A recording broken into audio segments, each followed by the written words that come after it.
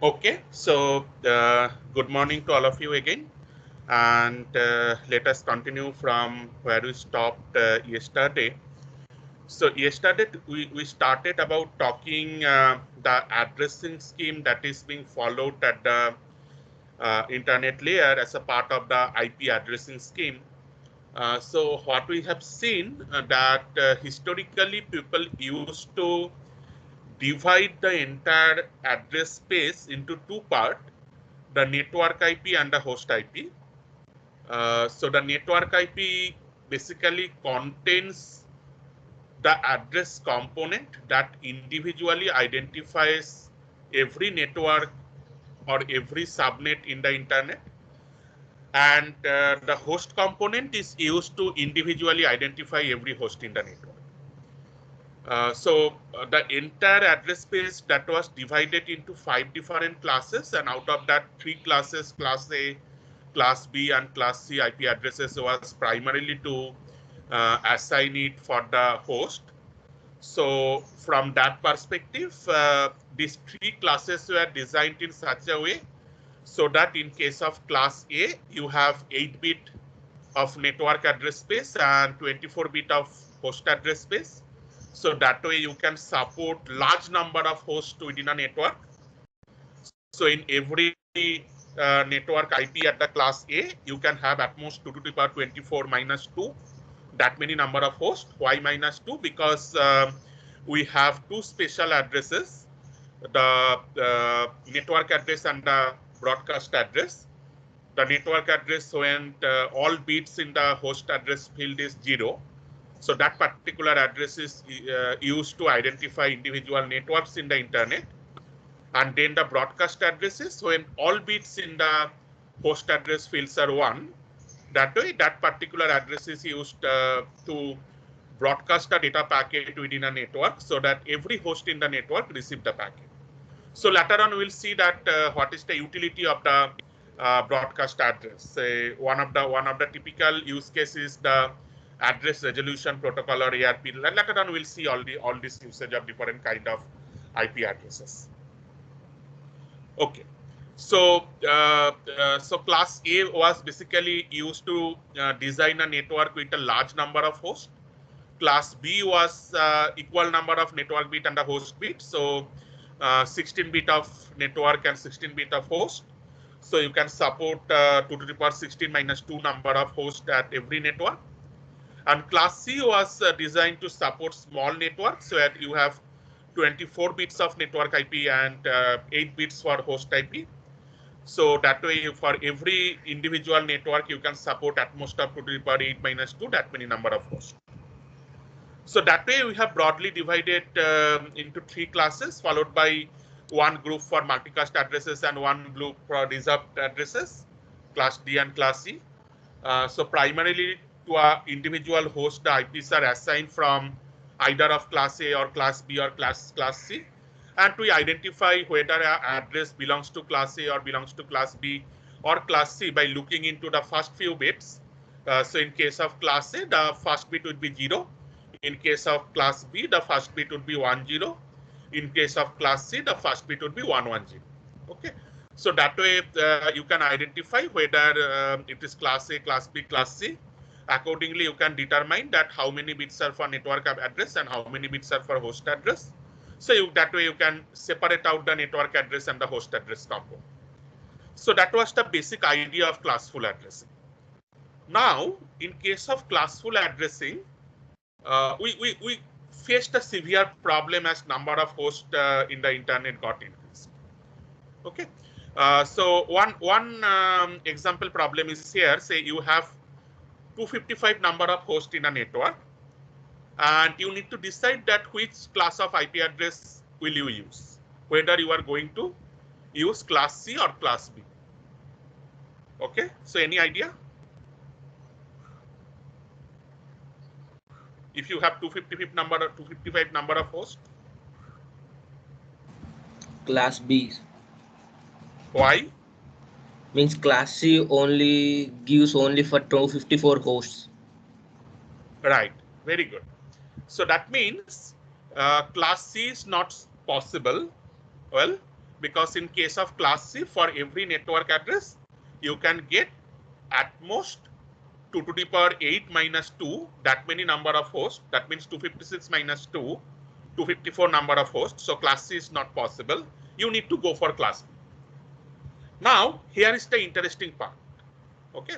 So in class B, if you take a pool of IP addresses from class B, so in case of class B, it supports 2 to the power 16 minus 2, that many number of addresses, right? But you are only going to use 255 hosts in your network, right? So that means you are wasting a huge number of host addresses. Okay. Now, historically, when the network engineers designed this concept of classful addressing, at that time, they have not thought about this problem, because they are not been able to envision that every pupil will contain some 10 different devices and they will need 10 different IPs to do so, or even sometime more than 10. Well, if I just think about my home at IIT Kharagpur, my quarter at IIT Kharagpur, I have my mobile, I have my laptop, my wife has her mobile, she has her laptop. So we need at least 4 addresses, IP addresses for the 2 laptops and the 2 mobiles. Then we have a desktop, so that means we need 5 addresses. I have a smart TV. The smart TV interface needs 1 address. I have one Amazon Alexa that needs 1 IP address. I have a smart AC that needs 1 IP address. So that way, every individual device that you want to connect to the internet, that will require an IP address. Okay, so that way, if every person or every house needs that many number of IP addresses, you can see that over the last few years, the way the requirement for IP addresses has increased. Okay, so that problem actually started coming from early 1990s, when people started to have more than 1 devices with them, which needed IP addresses. Okay, and at that time, the amount of IP addresses that we had was not sufficient. Well, so if we go for this classful IP addressing scheme, and if we try to assign IP addresses to individual network based on this class discrimination, then it is very common that in many cases you need such many number of IP addresses, but that is kind of the class C IP addresses or the class C blocks are too small to assign that, whereas class Bs are very large and to result in wasting a number of IP addresses as a result. Okay, so because of that reason, the network engineer thought of that, well, this kind of classful IP addresses we cannot use in practice, because it will result in a wastage of huge number of IP addresses, and soon we will have no more IP addresses left that we can assign to a new device. And people started designing some concept called classless interdomain routing, or CIDR. Okay, so what is this classless interdomain routing? So in case of classless interdomain routing, we started using the concept of IP addresses where we do not need any classes. Well, now from this point of time, we had many interesting design which happened in the network. Well, so this network engineering means, personally, I believe that is an excellent design or excellent use case, that how engineering and how what we call that so-called jugaad make the system working. And typically many of the times we are bound to do a jugaad rather than finding out the optimal solution, because of a reason that is called backward compatibility.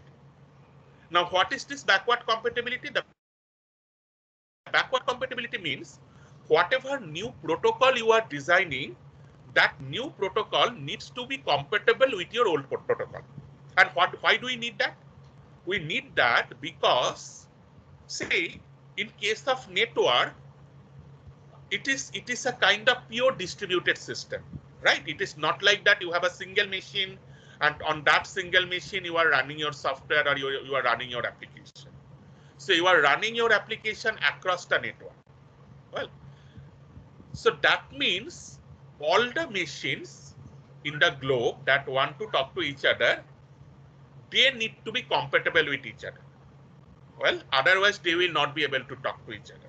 So that means if I'm using certain protocol, that protocol should be understandable to other machines in the internet. Well, and the interesting fact is that in one day, you will never be able to replace this entire network architecture. Okay, because that is never possible. You cannot ask every people in the internet who are using say the network connectivity to say that you upgrade your machine to download this new protocol stack. Okay, so that is never possible. And here was a very interesting use case that in case of IP, we had IPv4. People started using IPv4 and IPv4 was globally accepted and all the machines were started working with IP addressing scheme. And gradually people understood around 1980s during that time that say IPv4 is not going to sustain a long. So we are not going to do with 32-bit IP addresses. So that is going to make our life very difficult because we will have more number of devices compared to whatever is being supported by IPv4 addressing scheme. So people designed IPv6, IP version 6. We'll not be able to cover IP version 6 in this course because of the timing constraint that we have. But just in a brief idea, IPv6 used to increase the address space a lot. Rather than using 32-bit IP address, it used 256-bit IP address. Okay, so that way you will have large number of address space in your IPv6, and accordingly you can support large number of devices. But the problem with IPv6 was it was not backward compatible. Okay, and because it was not backward compatible, although people understand that well IPv4 is not going to sustain and we need a new protocol, but till now, so IPv6 was designed around 1985-86 during that time, and now we are in 2021. So in the last 30 years, we are not been able to 30 or 35 years, we are not been able to deploy IPv6 over the globe. Okay, so there are some pockets in the internet that uses IPv6, but globally we are not been able to make IPv6 acceptable to everyone. Well, we have to do it IP version 4. Well, so that is a kind of tragedy in the internet, and at the same time, so people have to live with 32-bit IP addresses, and they started doing different kind of jugars, okay, to solve this, and we learn many of these jugars. And all the idea was that so that we can make the internet somehow workable. So one of those jugar was this concept of classless interdomain routing. Okay, so you had classful IP addresses, and initially people found out that well, one of the major source of wastage is this classes. Well, the example that I shown here, if you need 255 hosts, you cannot use class C, you have to go for class B. But in class B, you result in wasting a large number of IP addresses.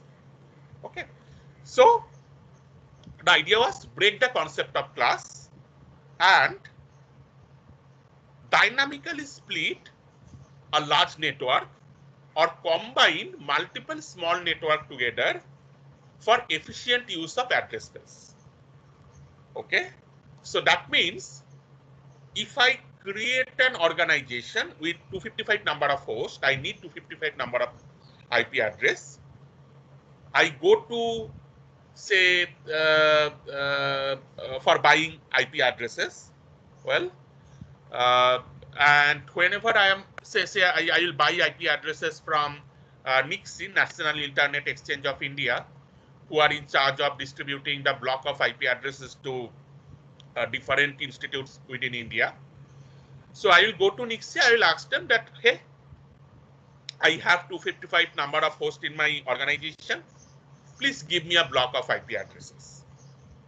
So what NIXI will do, rather than giving you the full class B block, they will break the class B block into multiple smaller blocks and will provide one such small block to you. Okay, so that way you can divide the large network into multiple small network, or the other way is also possible. You can combine multiple class C block together to have one single block. Okay, and that way we use two different terms. So one is called subnetting, another one is called supernetting. So in case of subnetting, we divide a large network into multiple small networks. In case of supernetting, we combine multiple small networks into a large network. Okay, and how do we do that? So we do that with the help of a field called subnet mask.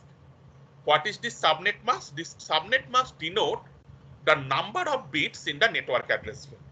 Because say, whenever I am dividing a class B address into multiple small network, or I am combining multiple class C block into a single network, in that case, my network addresses is becoming dynamic, right? So I cannot go with that fixed number of bits in the network that was there in case of classful IP addressing, where you know that if it is a class A, then you have 8 bit of network address. If it is class B, you have 16 bit of network address. And if it is class C, then you have 24 bits of network address. So that was fixed, but now it is not fixed anymore, right? You need to make it dynamic. Now to make it dynamic, you need another field. Well, that field will denote that how many bits are part of the network and how many bits are part of the host. And that particular field, which we needed as a part of IP addressing, we call it as the subnet mask. Okay, so I hope that you have already heard about this subnet mask while doing your lab assignments, or even while configuring your IP address, and that was the purpose of the subnet mask. So what we are doing here, earlier I had the network prefix and the host number. Now the host part I am dividing into two parts. One is the subnet number, another one is the final number of hosts within that subnet. Now my network IP is now combining this network prefix along with the subnet number. Okay, and this subnet number is decided dynamically. So here is an example. Okay, say my IP addresses is the top one. Okay, so I have just divided into 4 different blocks, the way we represent it. Now say I divide the subnet in this way. Well, so you see that the first 2 bits is 10. The first 2 bits is 10 means it is a class B IP address. If I think about the classful addressing scheme, that means in case of our original classful scheme, I should have 16 bits for the network address and the 16 bit for the host address. Well, now what we are doing here, this network part I am dividing further in the network address and the host address, and in the network part I am just taking 4 bits, well, to define a subnet, and the remaining number of bits I am moving it as a part of the host. So that means rather than making it a 16-bit network, I am making it a 12-bit subnet. Okay, so accordingly I will define my net mask or the subnet mask, that the first 12 bit of the subnet mask will be all ones, and the remaining 12 will be remaining 32 minus 12, that means 20 bits will be zeros. And what does this subnet mask signifies? The subnet mask signifies that this first 12 bit indicates your network IP, and the remaining 20 bits are indicating your host IP. And you see the way we designed it, if I just make a logical AND between the IP address and the net mask, I will get the network IP of that subnet. Okay, so the network IP of that subnet will be 10111111.100000.0000000.0000000.0000000. Okay, so that is going to be the network IP. So this is the way we represent it when we do this bitwise operation. Well, so all the bits in the subnet mask will be ones that denote the network IP field, and the remaining bits will be 0. Now, sometimes what we do that when we write it in the dotted decimal format, we write it in the format of 191.180.83.235/12.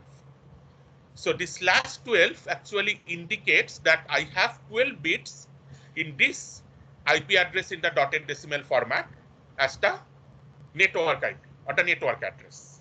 Okay.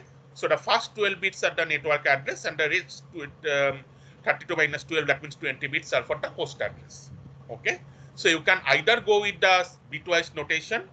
Well, so you can define the subnet mask here. So if you just take it, it will be 255.240.0.0. You can define the subnet mask using this dotted decimal format, or you can define the subnet mask combined with the IP address by this slash notation, where you first write down the IP address 191.180.83.235 and then give slash a integer number which will define the number of bits in your subnet, indicating that how many bits are used for indicating the network address component.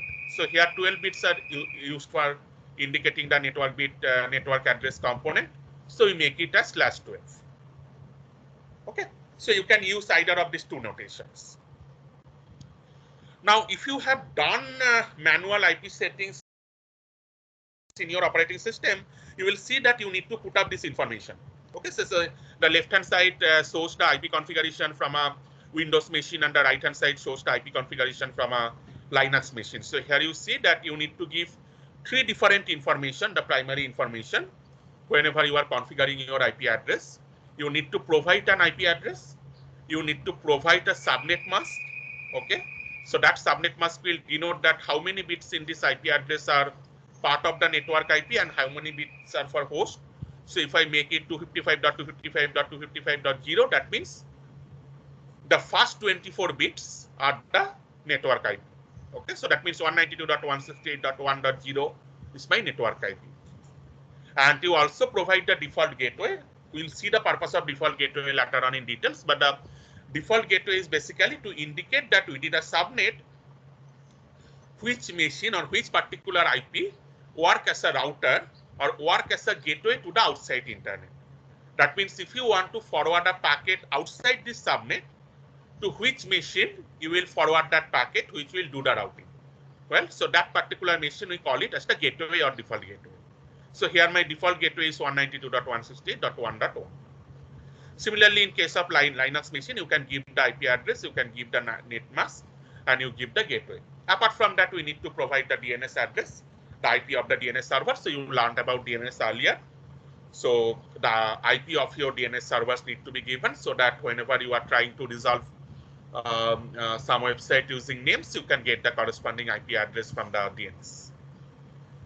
Okay, so that is the way the IPs are configured manually, and typically, whenever you configure your IP through some broadband or broadband service, or whenever you do it from your IIT Kharagpur hostel or even lab, we use a protocol called DHCP, Dynamic Host Configuration Protocol.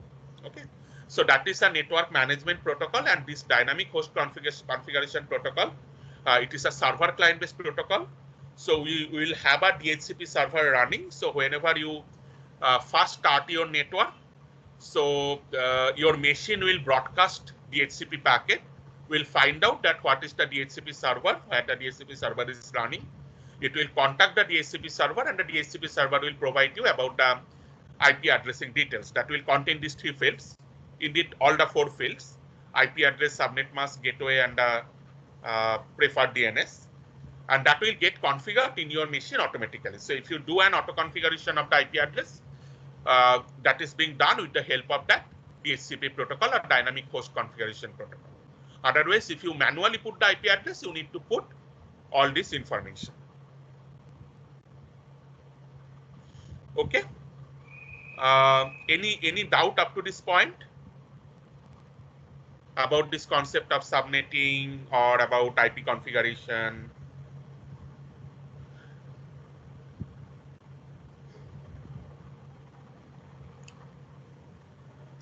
Okay. So I'm assuming, because see, this is an online class, I cannot see any one of you, right? So if you are not asking any question, I'm assuming that you have understood, and I'm proceeding accordingly. Well, but if you feel that you are not been able to understood, you feel that some part I need to repeat, feel free to poke me. Well, so I'll be happy to explain that part again. Okay. Now let us see an example about how we can divide a network into subnet. Okay, so these are actually the tasks that the network administrator have to do very regularly. And if you are going to take a network administrator job in any industry or anywhere else, you need to do these things very frequently. Say I want to divide a network into subnet. Well, so let me tell you one example about dividing this network into subnet. Well, so the way we configure the IP addresses in IIT Kharagpur. So for example, this IIT Kharagpur is a single autonomous system that I mentioned yesterday's class. So IIT Kharagpur, they purchased the network from ARNET typically. So there are other service providers as well, but for the timing, just assume that ARNET is our main service provider, or we take from something called NK, National Knowledge Network. So whenever you are subscribing to their internet, they will provide a block of IP addresses to you. So you will basically mention that how many IP addresses do you need for your organization. They will provide you that block of IP address. Now what you have to do, you have to divide that block of IP addresses into multiple subnets based on your requirement and assign a block of IP address or a subnet to individual different sub-organizations that you are forming. So for example, in case of IIT Kharagpur network, we have different departments, right? And that like the computer science and engineering, electrical, electronics, mathematics, mining, metallurgy, civil. We have all these different blocks. We have the administrative blocks, the different halls, then the say the residential complex that has again different housing societies and all these things. Now each of them need a block of IP address. Well, and as I mentioned to you earlier, that we want to do this entire process in a hierarchical fashion, because so that we can hierarchically decode that what is going to be the network and in which particular subnet I need to forward the packet, because the final objective of this IP addressing scheme is to forward the packet to the final end host. Well, so the entire question comes that how I am going to forward, and that way you need this kind of hierarchical architecture. Say for example, if I want to forward a packet to Software Lab 2, to a machine in Software Lab 2, I need to send a packet from CIC to the Computer Science Department to the Software Lab 2, okay, at that hierarchy. So that means IIT Kharagpur will take a block of IP addresses from, say, ARNET or NKN.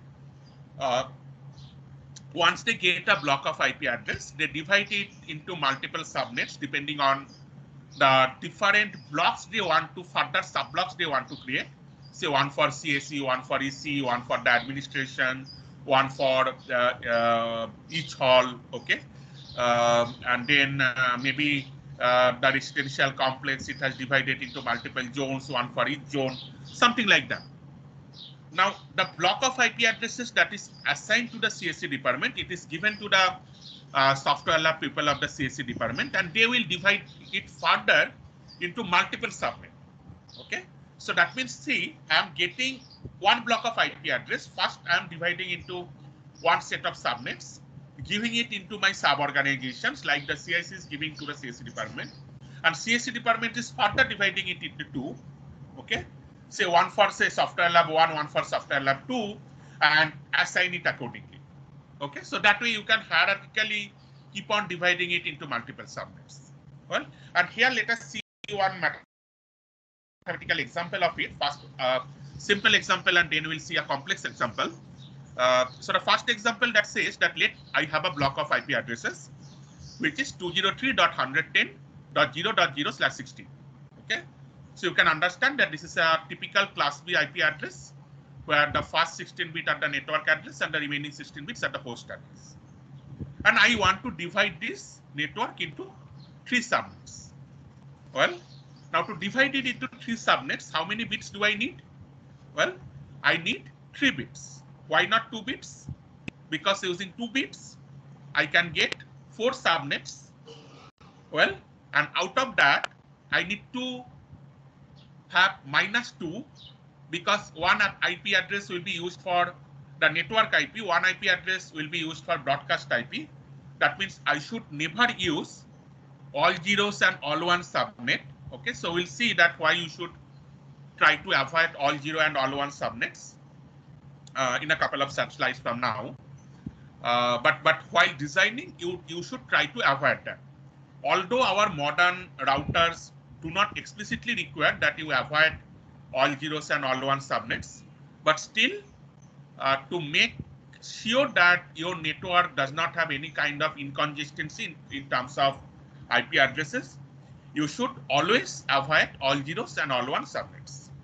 Okay, so if I try to avoid that too, that means I will with 2 bits I will result in 2 subnets, but I need 3 subnets. Okay, so that way I need 3 bits because using 3 bits we can have 8 minus 2. That means at most 6 number of subnets you can design. Well, and then you decide about the subnet IPs. What are the subnet IPs? Again, as I have mentioned that while you are designing the subnet IPs, try to avoid all 0 and all 1. Okay, say for subnet 1 I assign it as 100. Okay, so that means and for subnet 2 I take it as 101. For subnet 3 I take it as 110. That means if you look into the original block of IP address, in this original block of IP address I had 16 bit for the host. Out of that 16 bits, I am taking 3 bits out, well, putting it as a part of the subnet. And that 3 bits, if they are 100, that means it is subnet 1. If it is 101, that means subnet 2. If it is 110, that means subnet 3. And the remaining 13 bits, that means 16 minus 3, that is the 13 bits, they will be used for addressing the individual hosts within that subnet. So that way, what is going to be the network IP for these 3 subnets that I have created? So the first subnet will be 203.110. Then from these 12 bits, I have from these 8 bits, I have taken the first 3 bits as 100. Well, and the remaining will be 0. So it becomes to 128, 128.0. And now I have 16 plus 3. Total 19 bits are used for denoting the network IP component, including the subnet.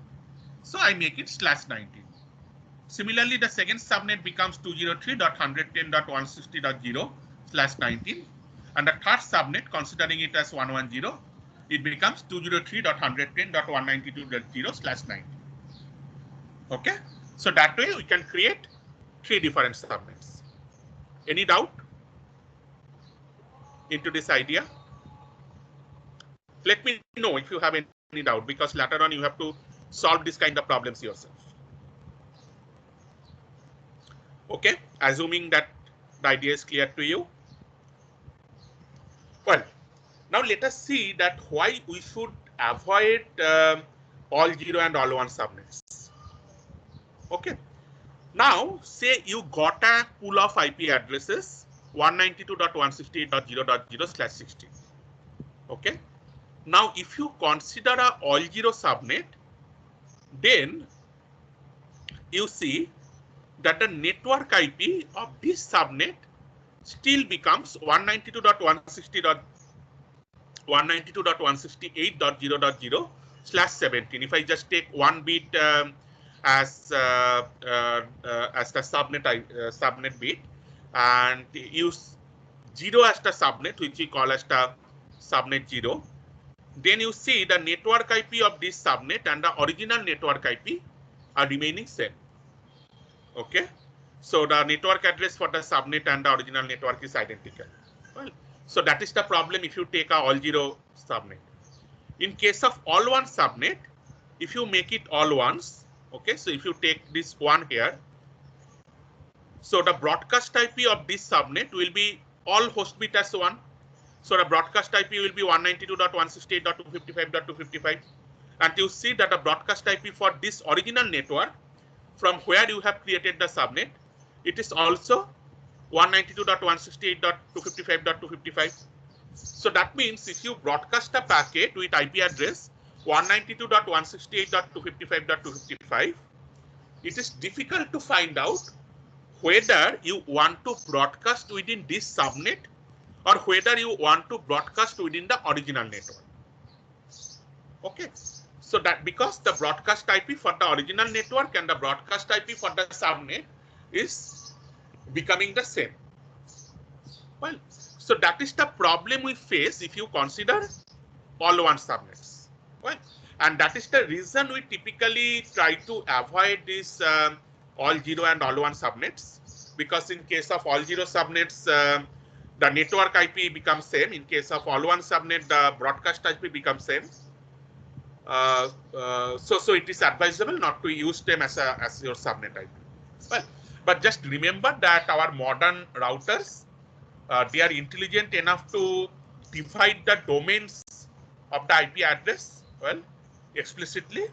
So that way they say that, well, you still can use if it is absolutely essential, but ideally it is advisable to avoid them. Okay, now let us see another example of CITR. Okay, so the type of example that I was talking about earlier, that the CIC get a block of IP address and they need to divide it among different hosts within IIT Kharagpur. Okay, so here we'll look into the idea of both subnetting and supernetting. Okay, so we talked about subnetting where I'm dividing the host address part, the supernetting where we can merge multiple small network together. So here in the example, let us say that CIC has got a block of IP address from NKN, and that block of IP address is 203.110.0.0/19.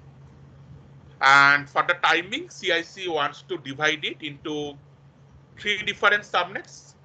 And these 3 different subnets, one for CAC, one for VGSUM, and one for E. Okay. So for the CAC department, assume that it requires 2000 hosts. For the VGSUM, assume that it requires 500 hosts, and for E, it requires 500 hosts. Okay. For the students from the other departments, do not get angry on me because I have put less number of hosts in other departments or not mentioned all the departments. This is just for an example. Okay, so some hypothetical example. Okay, so you need to divide that. Right? So the question comes that how you are going to do it. Right? So let's see. This is a very interesting example. So first, our first task would be to find out that, well, in individual departments, the maximum number of possible hosts that have been mentioned. So let us try to find out that how many bits do I actually require at the host space, because that many bits are my essential requirement because I need to support that many number of hosts. So in case of CAC, you have 2000 hosts, so you need 11 bits. In case of VGSUM and E, you have 500 hosts, you need 9 bits. Okay, so that is the first step. Now the question comes that in case of this block of IP addresses that I have, well, that CIC got that they want to divide into these 3 departments, it has a subnet mask of /19. That means how many bits are remaining for the host address? That is 32 minus 19 equal to 13 bits. So I have 13 bits remaining, and out of that 13 bits, I need 11 bit for the CAC, 9 bit for the VGSUM, and 9 bit for the E. Well, so that is my challenge. Well, so that means if I just, so among CAC, VGSUM, and E, the maximum is CAC, it needs 11 bits. So if I take these 11 bits all together, what is my problem? My problem is that I have 13 bits available, if I make 11 bit as the host, I will have 2 bit remaining, but using 2 bit, I cannot have 3 different subnets, considering I want to avoid all 0 and all 1 subnets. Okay? The problem is clear to all of you? So again, repeating that I have 13 bit available, well, to serve all the hosts of the IIT Kharagpur network. And based on the requirements from individual department, I have seen that maximum I have to take 11 bit for the host address part. That means I have 2 bits left, and using that 2 bits, I cannot have, or I cannot create 3 different subnets. Well, so what is the solution? So the solution here is we have to apply CIDR and apply supernetting. So let us combine VGSUM and EE network together. So if I combine VGSUM and EE network together, then I will get 1000 different hosts. Okay, I just put one additional router here. Well, that router need 1000 different hosts, 500 hosts for VGSUM and 500 hosts for EE. So that particular network where I am combining it, it needs 10 bit for the host path. Okay, so that means initially from the 13 bits, I am making it in a hierarchical way. Initially from the 13 bits, I need to create 2 different subnet, one having 11 bit for the host, one having 10 bit for the host. And then from here, I have to create 2 further subnet, one with 9 bit host, another one with also 9 bit host. Okay, so how do we do that? So for CSA, I need 11 bit. For VGSUM plus EE combined, I need 10 bit. So my network address space was 203.110.0.0/19. That means 203.110, then I just take, so these 3 zeros are part of the network IP, 16 plus 3, 19. And the remaining, all these X's that are available to me. I take 2 of these X's, okay? So these 2 bits. So if I take these 2 bits, and for these 2 bits, I can create 2 different subnets. One is with 10, another one is for 01. Okay. So with this 10, I make it as the CSC network, and the IP becomes 203.110.16.0/21. Well, for the VGSUM plus E network, I make it as 203.110.00001. Well, that means 203.110.8.0/21. Okay, and then so this IP address becomes 203.110.8.0/21. Well, and here I have, you see, I have 11 bits left, and from that leftover 11 bits, I can create 2 different 9-bit hosts. Okay, so it was 203.110.8.0/21. That means this part, this up to this red part, I have taken for the subnet combining VGSUM and EE. Well, so I take 2 more bits. So these 2 more bits, I put it as 10 and 01. Well, further, so I make it 203.110.12/0/23 as the subnet for the VGSUM, and 203.110.10.0/23 as the subnet for E. Well, so I am dividing the entire thing hierarchically, and finally creating these individual subnets. Okay, one is with /21, where I am dividing into 2 parts. Well, then into /23, where I am dividing into further 2 parts. So that way, my problem is solved now. Okay. So any doubt that how we are solving it with the help of supernetting? So just broadly recapping it.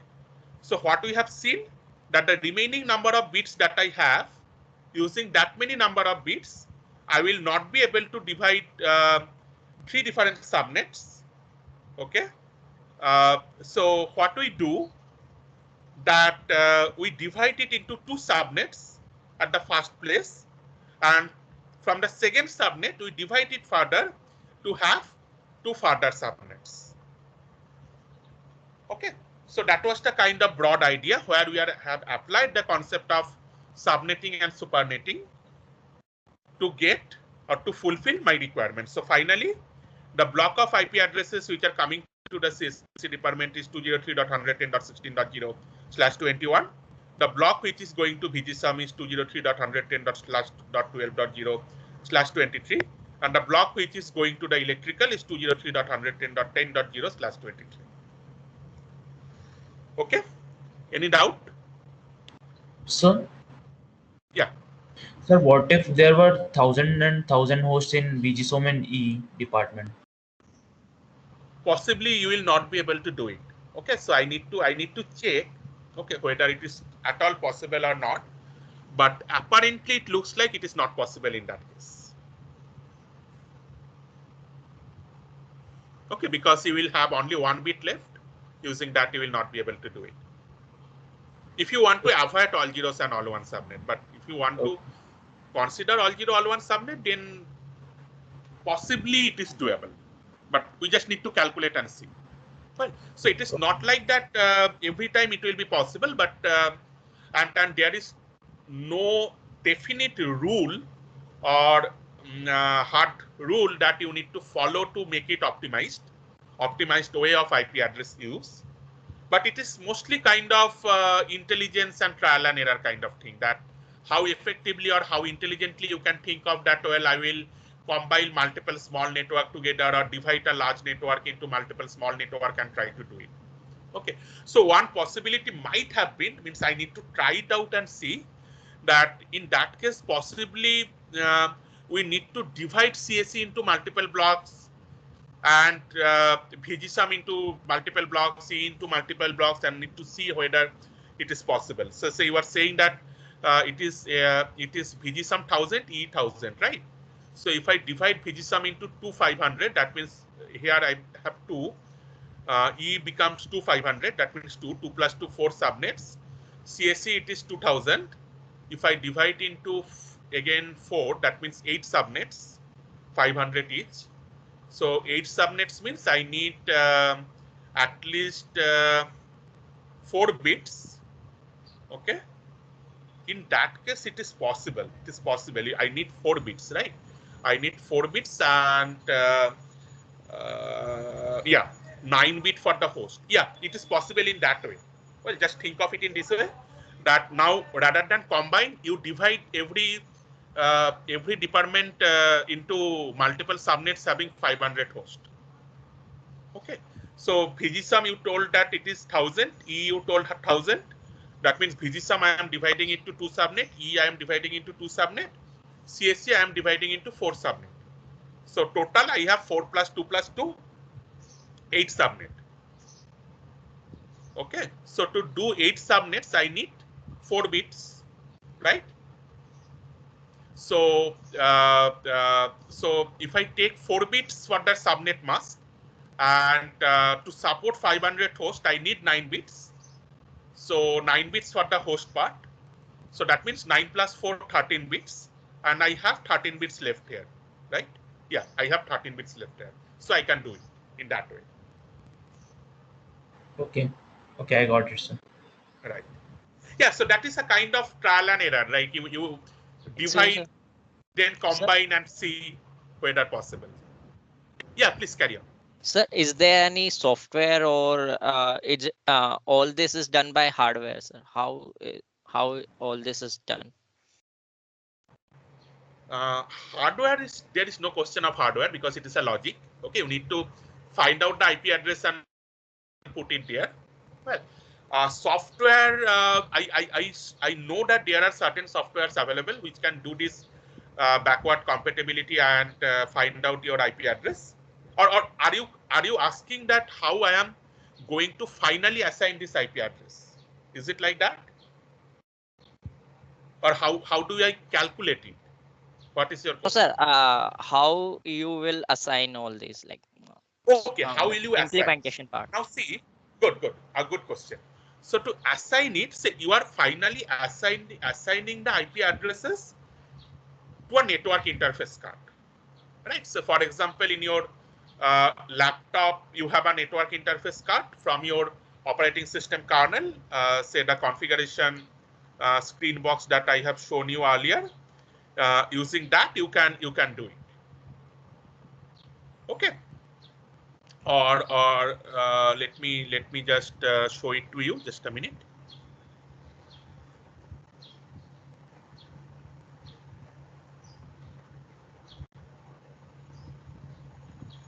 So for example, for your individual cases, let me just share my screen.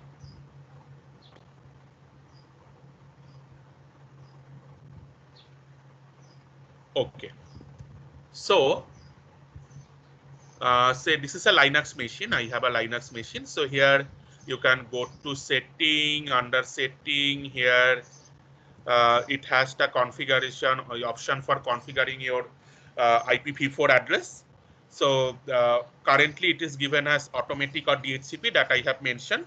You can use dynamic host configuration protocol to do that, or you can put a manual option, and here you see there is option to put your IP address, the net mask. Here you can actually put the IP addresses, something like you can put the net mask, you can put the gateway, DNS. Well, so that information to configure your network interface card. Well, so the IP address is finally getting connected with the network interface card that you have. Well, now say in case whenever you are configuring for a machine, let me give you an example. Whenever I am giving a block of IP addresses to our software lab, so the software lab administrator, what they will do, that they will assign the IP addresses to each of these machines.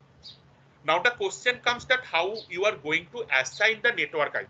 Well, so this network IPs are kind of logical, and typically I mentioned that we'll have a kind of gateway router. So let me go to that diagram.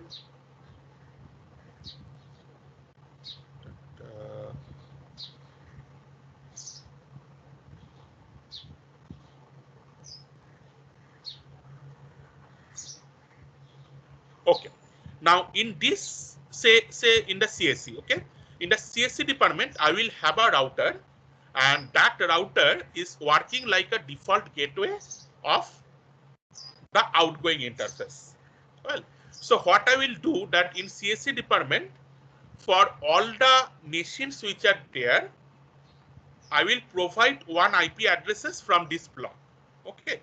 Say for example, for one machine, I can provide the IP address at 202.110.16.1.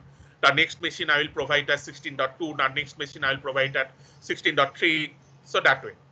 And the router that is interconnecting all this machine, that is the outgoing router, I will provide one IP to the outgoing interface of that router. Okay. And that IP is going to be the default gateway for all the machines within the CSC department. Okay. And for the router also, okay, I'll try to show you in the next class. Not sure whether I will be able to do so. I need to find out a router and remotely log in it. So in a router also, you can make a remote login to its interface, and you can do the configuration there. Okay. If you have configured a kind of Wi-Fi router, you have possibly done the similar kind of thing. In case of Wi-Fi router also, we need to do it. This kind of configuration. So we need to provide an IP to that router. So we'll provide an IP to this router from this block of IP address. Well, so that is the software component of it, where you are providing the IP addresses at the network interface card through your kernel.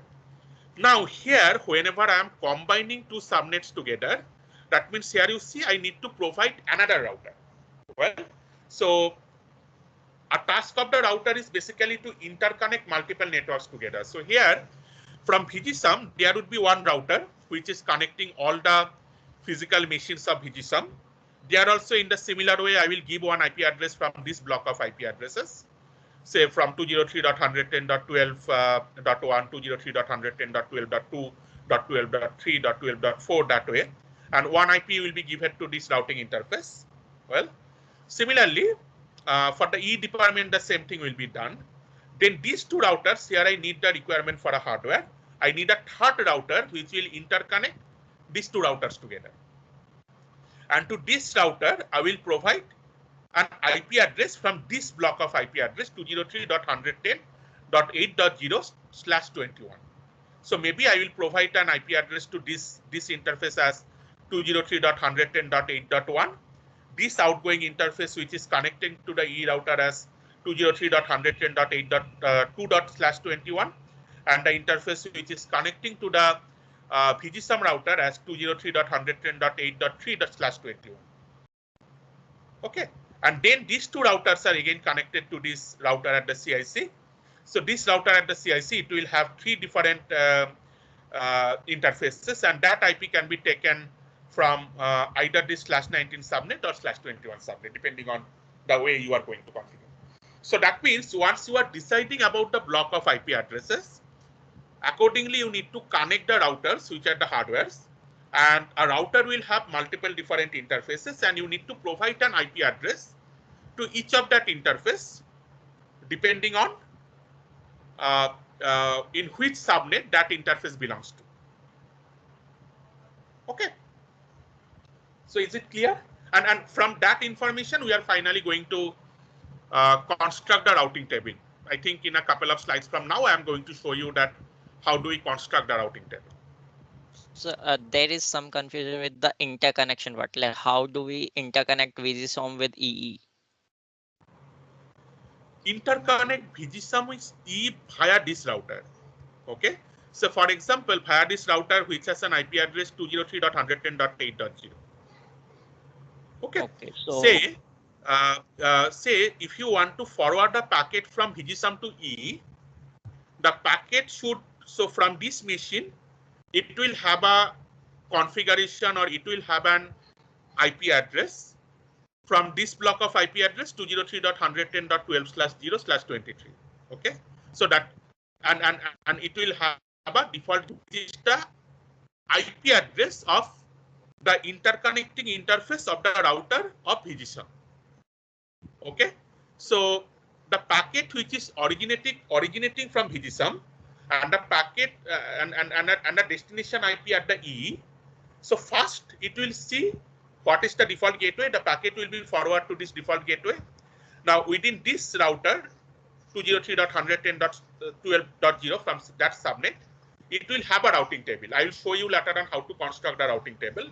It will forward the packet to the next level router, which is from this subnet 203.110.8.0/21.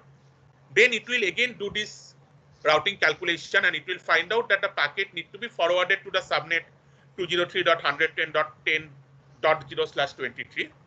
So the packet will be forwarded to the router, which is the gateway router of E, and that router will finally decide the endpost, and the packet will be forwarded.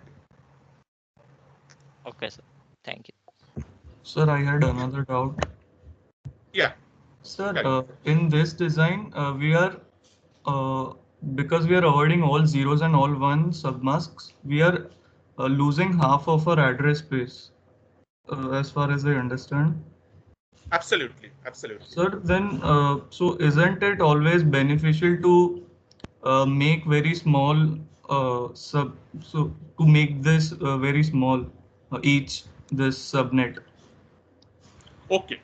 So where do excellent question. I would say excellent. You actually thought of something very interesting stuff, or very excellent stuff. Well, here is a trade-off. So what is the trade-off?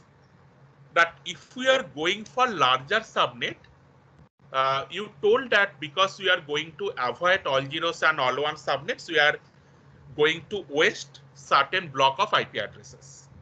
Okay. So for example, subnet 00 and subnet 11, I am not assigning anyone. So all those block of host I am actually wasting.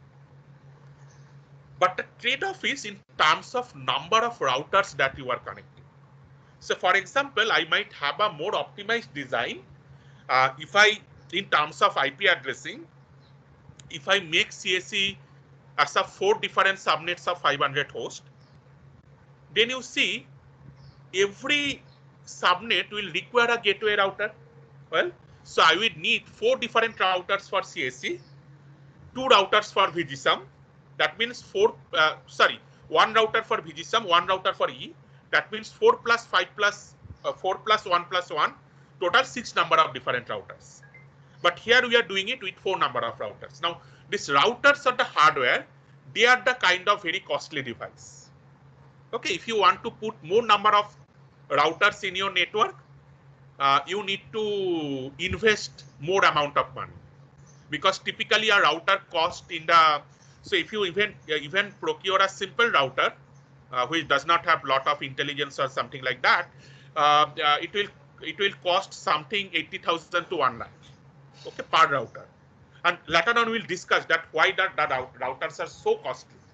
Okay, so that's why the trade-off that we have in terms of cost and the IP address wastage. Well, so if you believe that, well, if we even do not use those block of IP addresses and still I will be able to manage all the subnets within my network, people try to create large subnets so that they can do it with small number of routers.